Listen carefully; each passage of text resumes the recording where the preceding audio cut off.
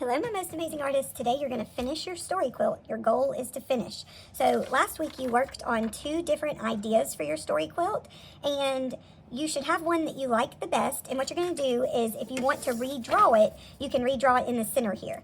If you really like it, like I really like this one, so what I'm going to do is just cut it out.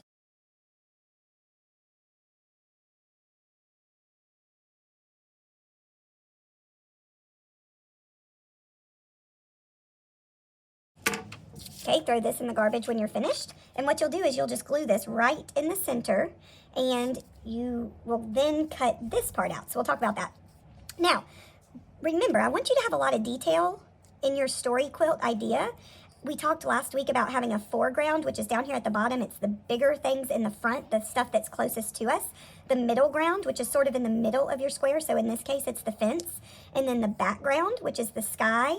And your picture should tell a story. So whoever is looking at your art should be able to come up with a story about it. So my idea was to tell the story about my garden, and that gardens need sun and rain to grow. And when you have sun and rain at the same time, you get a rainbow. So that's what I did. And when you like I said, you can draw this in. If your ideas here are not exactly like you want them, you can just redraw it here, or you can cut it out.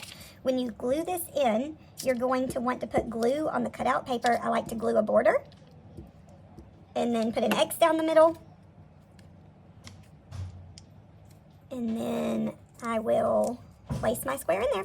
Now, your name is on the front here. Mine doesn't have a name here, but your name should be on the front. So you're going to cut this part out as well, so that we can put them together, and you'll need to put your name on the back. So you can use a crayon, a colored pencil, a regular pencil.